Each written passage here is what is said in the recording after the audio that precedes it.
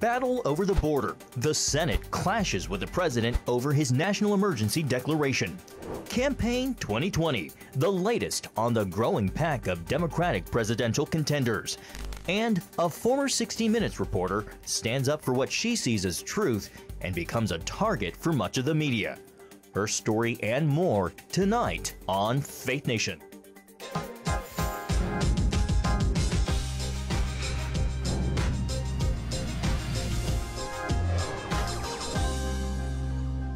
Republicans break with the president on his plan for border security. Welcome to Faith Nation. I'm John Jessup. And I'm Jenna Browder. Senate Republicans joining Democrats today, taking a stand against the president's national emergency declaration.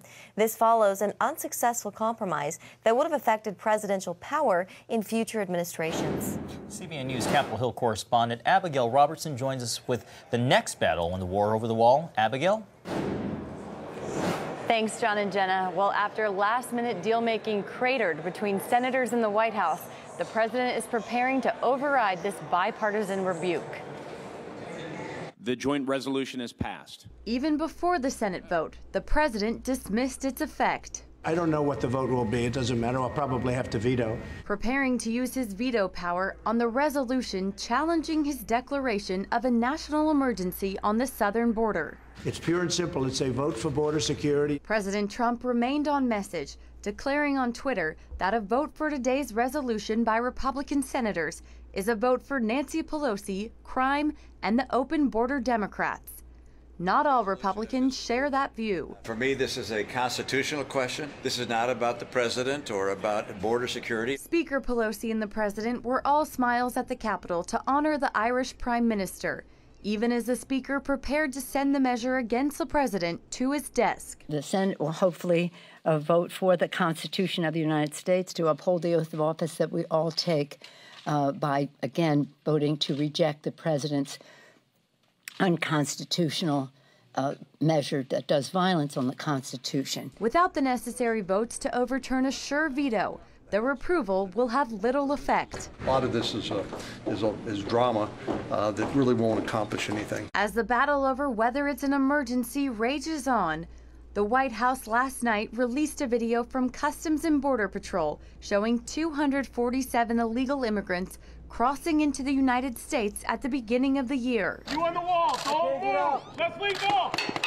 Adding to those optics, the Vice President's trip Tuesday to see U.S. Customs and Border Protection in action. With the crisis we face on our southern border, we're particularly grateful for Customs and Border Protection. This is a true partnership. Joining Pence, the Secretary of Homeland Security, releasing new numbers that border arrests spiked to 75,000 last month alone.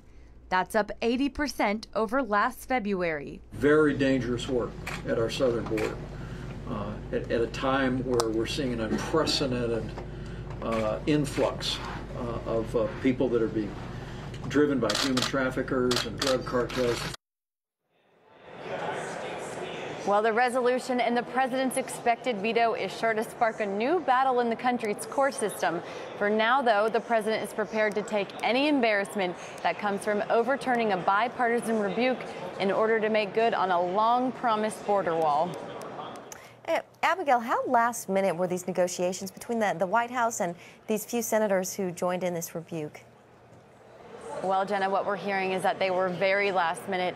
There's reports of 3 Republican senators who actually basically crashed the White House last night around dinner time, hoping to talk to the president and work out some kind of compromise. Those negotiations continued into this morning, likely leading very close up to this afternoon's vote, but clearly they couldn't find any kind of deal out, as we saw that this rebuke actually went through today. And Abigail, who are the holdout Republicans here? Well, there's 12 of them, so I'm going to read them off. The Republican senators who voted with Democrats on this were Rand Paul, Mike Lee, Susan Collins, Lisa Murkowski, Lamar Alexander, Mitt Romney, Jerry Moran, Pat Toomey, Rob Portman, Roger Wicker, Marco Rubio, and Roy Blunt. And interesting to note, Senator Tom Tillis, one of the first Republicans who said that he was going to vote with Democrats on this issue. He wrote an op-ed about this in February. He actually changed his mind at the last minute and ended up voting against with his party on this issue. So he was one of the last-minute flips. But ultimately, the vote total was 59 to 41. Remember, it takes 67 votes to override a presidential veto, so they won't be able to do that with even though it was a rather large number of Republicans who voted with Democrats today. But these are Republicans who aren't necessarily against border security. In fact, many of them are very much for border security, but they really are concerned just about the precedent that declaring a national emergency to tap into these funds sets for future presidents. And they fear that a Democrat president could be in power soon and declare a national emergency on an issue like climate change to access these funds. So that was really the basis of the reason for this vote. They just fear about the executive power overreach that letting this national emergency declaration go through would send. All right, well, they have spoken. Abigail Robertson for us on the Hill. Thank you. Well, members of the House want people to know what is in the long-awaited Mueller report. In a unanimous vote, 420 to 0, the House approved a resolution today calling on Attorney General William Barr to publicly release findings of the Russia investigation once it is finally finished. It's a non-binding resolution, so it doesn't force Barr to do anything with the report, but it does add some pressure. Well, the House hasn't done enough to condemn anti-Semitism. That was the message voiced on the steps of the U.S. Capitol today. Texas Congressman Louis Gohmert led a group demanding stronger action to fight anti-Semitic rhetoric in Congress. This is wrong. We need to condemn anti-Semitism and not water it down with every other kind of hate. Yeah, except for the 7 kinds of hate that we're told in Scripture that God hates. All other hate is wrong. But when there's specific anti-Semitism, we got to call it down. Before that press conference with Congressman Gohmert, protesters took their message to the Speaker of the House. Caitlin Burke has the details. The National Conference of Jewish Affairs has organized a sit-in today here at House Speaker Nancy Pelosi's office, and they want to address growing anti-Semitism on Capitol Hill, especially among Democrats. And of course, this comes after last week's anti-Semitism resolution, which Rabbi Spiro, one of the leaders of this event, says was watered down and unacceptable. It's very dangerous because this is the first time that we're talking about the Congress of the United States. There's anti-Semitism in the country, no doubt. It's a big country. But this is something that's happening in the House. The stench, the odor of anti-Semitism is in the House. This is Speaker Pelosi's jurisdiction. Now, the leaders of this event are calling for Ilhan Omar to be removed from committees that she's on, and ideally they would love her to be removed from Congress, but they're calling at least for her to be censored. That resolution Caitlin mentioned, of course, came after multiple comments deemed anti-Semitic from freshman Congresswoman Ilhan Omar. The measure meant to rebuke her, and those sentiments quickly began to divide House Democrats. In the end, it morphed into a 7-page document condemning not only anti-Semitism, but everything from anti-Muslim rhetoric to white supremacy and bigotry against a myriad of races, the LGBT community, and immigrants. Another Democratic presidential hopeful is officially throwing his hat into the ring.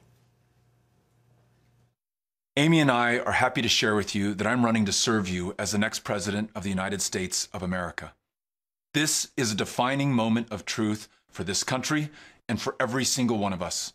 The challenges that we face right now, the interconnected crises in our economy, our democracy, and our climate have never been greater, and they will either consume us or they will afford us the greatest opportunity to unleash the genius of the United States of America. Not to be melodramatic, but... And to kick off his campaign just after his announcement, Beto O'Rourke was speaking in Iowa. The 46-year-old former Texas congressman joins a long list of Democrats hoping to square off against President Trump in next year's election. 16 others have already confirmed they are running too. Well, Chief Political Analyst David Brody is here now for more. David, that list that Jenna just mentioned keeps getting longer and longer. Beto O'Rourke probably best known for his unsuccessful bid, but close bid to unseat Texas Senator Ted Cruz. I think he narrowly lost by 3 percentage points. So what did we learn about Beto from that first race?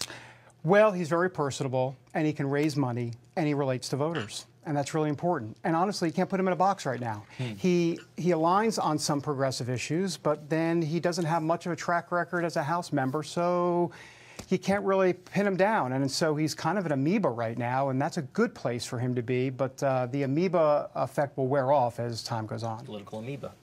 David, the president spoke about his hand gestures today. Yes. But what do you see as real hurdles for Beto? I'm glad you brought that up. Yeah, he did say that. He's like, you know, he uses so many hand gestures like that. And then they said, you should study that. He told the media to study his hand gestures. I will say that I then watched 30 minutes of him in Iowa today, and boy, he had a lot of hand gestures. Anyhow, we'll see. The weaknesses for Beto O'Rourke, though, are the challenges. He's untested, and I think that's got really big. There will be a lot of scrutiny for him. He goes right into the top tier because he can raise money.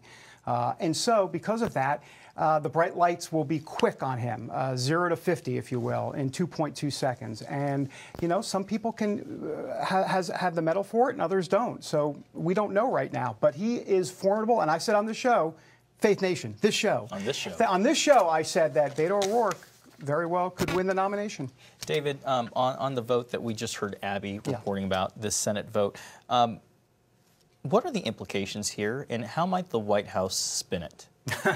Well, it's not a good day at all. 59-41, as Abby was reporting. And if you look at some, real quick, I'll get to the answer in a moment, but if you look at some of those folks that voted against the president with the Democrats, I mean, Rand Paul, Mike Lee, Marco Rubio, hey, you know what they all have in common? Tea Party, 2010, Constitution.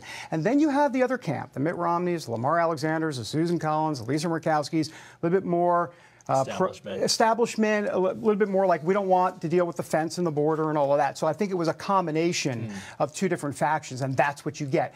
Look, for the president, here's the best news for him. He's president, and he can veto it, and he's going to do it. And politically in 2020, or 2020, it'll play very well for him. I mean, he can say, I'm not just against the Democrats, I'm against where even some Republicans don't want to vote for this. So, you know, I think politically, he's fine, but it's not a good day for him. Yeah, David, on the topic of anti-Semitism up on Capitol Hill, a lot of GOP lawmakers, they say that this House resolution, it didn't condemn it enough. It kind of watered it down with several forms of hate. And now the Congresswoman at the center of this controversy, Ilhan Omar, it looks like her troubles may not be over.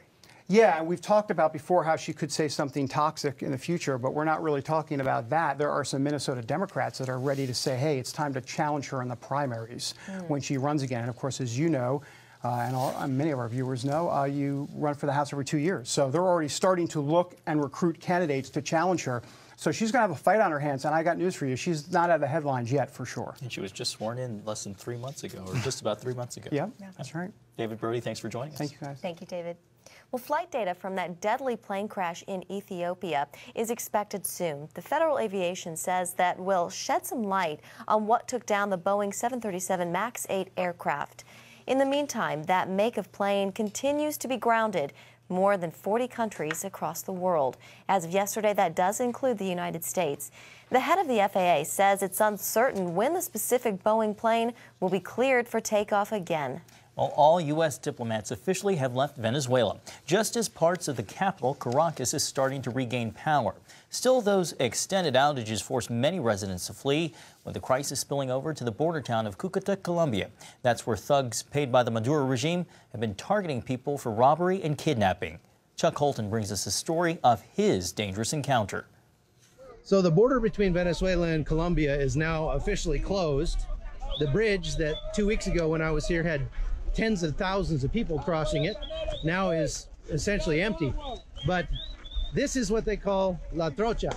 This is how people are getting across now, and as you can see, it has not affected the number of people crossing. They're just now crossing in a very different way. They call this the shortcut. But for those fleeing Venezuela, crossing illegally is fraught with risk. These people say they're being preyed upon by members of criminal biker gangs called colectivos, who support Nicolas Maduro and charge a fee or even rob people trying to get across the river. And they aren't making empty threats. As I was filming on the riverbank, I was attacked by 3 men who tried to drag me into Venezuela. Now it's empty, but people are not... Come on, man, come on, man.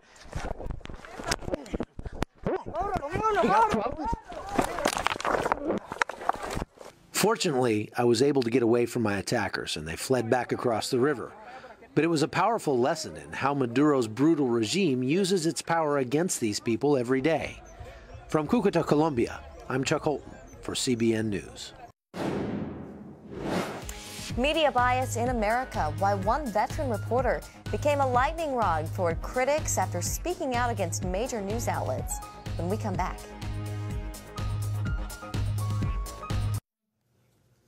Welcome back. Lara Logan is a veteran war correspondent and a former 60 Minutes reporter. She recently made headlines by calling out her own, saying much of the media has liberal bias. As Logan tells Jennifer Wishon, she plans to always stand up for what she believes is truth, even if it hurts her career. Is it strange for you when you are the news? Yeah, it is strange. And you know, I think because I'm on television, people think that that's a place that I like to be. But actually, I'm much more comfortable being the light for someone else's story. We caught up with Lara Logan here in New York City, one of America's top news hubs, a place where Logan says the vast majority of journalists are doing their readers, listeners, and viewers a grave injustice. The truth is that most of my career, I never even noticed there was a liberal bias because I was part of it. And I just mean that in the sense that I grew up very liberal, and so it wasn't noticeable to me. And you know, when most of the people around you share your opinions, you're not so aware of all the people who don't. For much of her 30-year career, Logan says she often argued with people who repeatedly asked why the media is so liberal. When did you personally feel or discover this liberal bias? When did it hit you? When I was attacked for the Benghazi story, that was really when it hit me, because suddenly I was being accused of being conservative. She's talking about a story she reported for 60 Minutes. After it aired, she realized her main source wasn't credible. We realized we had been misled, and it was a mistake to include him in our report. Her report raised serious questions about the Obama administration's response to the attack on the American consulate and came as Republicans demanded answers. Logan says it's fair to say she was naive about wading into a political firestorm, but insists her approach was objective. The media tore into her. People tried to say that it was politically motivated. The fact that we even did that story was a political decision, and that was a shock to me. Now she's speaking out, not as an activist, but as a journalist, telling the story of liberal media bias. This battlefield is in some ways more frightening than any battlefield I've ever been on, out, you know, in some distant, faraway land. While the mainstream media dismisses conservative outlets as biased, she says liberal outlets get a free pass, and anyone who dares to challenge them is quickly shamed. Why are people trying to undermine that so that my voice won't be heard, so that I can be sidelined and dismissed as some kind of right-wing lunatic conspiracy theorist and nobody has to pay attention to what I'm saying? Are they trying to take the credibility that comes from all the years of work, decades of work, from being out there on the field in the middle of the story? It's very, very hard because it costs a lot. You know, personally, they'll try to make, you know, destroy your career so that you can never work again, so that you can't feed your children, so that it's very difficult to survive. I mean, this is not a small thing. You have become a bit of a conservative darling. Are you comfortable for the moment in that space? I'm a conservative darling for the moment. Am I still a conservative darling if the facts lead me somewhere else? If the conservative side dominated the political spectrum, I suspect you'd see a lot of the same things that you're seeing on the left right now. Because dominating the information space, dominating the political space, dominating anything, in my experience, doesn't typically bring out the best in us. Is it hard for you to watch the news, to read the news?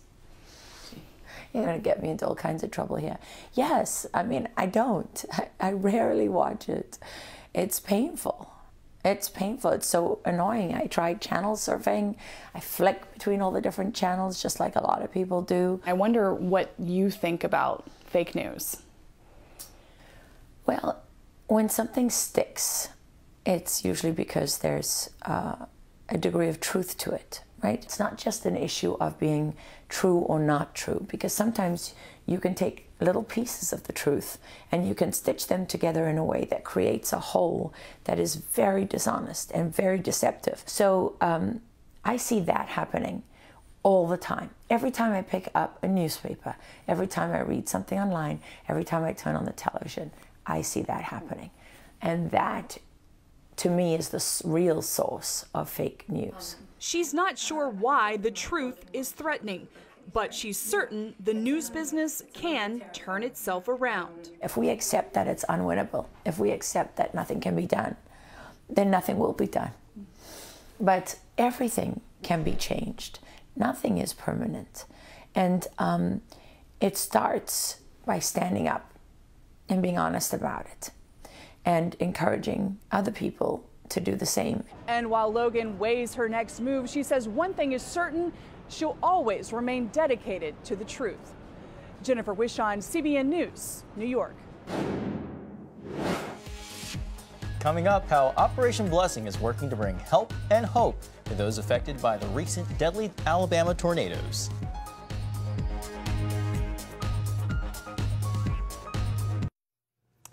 Severe weather, including a massive EF4 tornado, devastated Lee County, Alabama earlier this month. 23 lives were lost in that storm. Operation Blessing is on the ground there, reaching out to tornado survivors. Mark Martin has more on how they're helping. Kathy Brown is an owner and caregiver at Loving Touch, a home for disabled veterans in Lee County, Alabama. She serves 14 veterans at the home and lives next door. Her husband is also a disabled vet. He was awarded the Purple Heart after suffering wounds from a mine in Vietnam. I'm a nurse by trade, and that's what I always wanted to be. I'm retired now, but I just always try to make other people feel better. To me, it was always about other people and not myself. On Sunday, March 3rd, Kathy turned on the news and heard the warning: severe weather in the area. Rushing next door to make sure the veterans were safe, her worst concerns came true. 2 tornadoes touched down nearby, one on her street. So we got the veterans in a safe place and just prayed that we would be okay. And thank God we wasn't hurt. We had no damage to the veteran home. Miraculously, the tornado did not damage her home either, but a path of destruction blew right by her house. The tornado took off almost the entire roof of the Veterans Recreation Center and threw debris all over her yard. It also blew apart her grandchildren's playset. That's when Operation Blessing stepped in to remove the heavy debris. The crew also got up on the roof and covered it with a blue tarp to keep the recreation center dry. Thank you, thank you, thank you. Kathy believes the Lord sent Operation Blessing workers to her because she did not even have to make a phone call. Her friend reached out to the organization saying, "You just have to help this woman. She's the sweetest woman I know besides my mother." It's hard for me. I like to be the one that gives.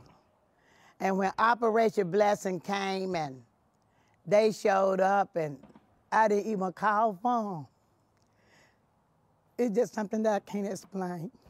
I was so grateful to know that God got somebody that would come and you don't even have to ask for the help. He would just send them, not knowing that you all was gonna come until someone called me early this morning.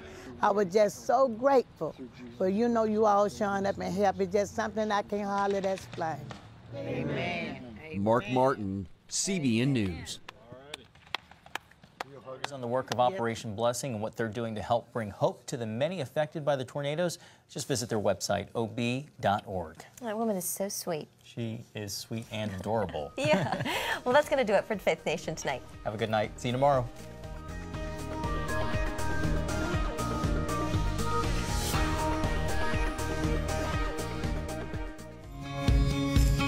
Young people, millennials, are flocking to church. not an exaggeration to say that we love to meet them and that we love to know their stories.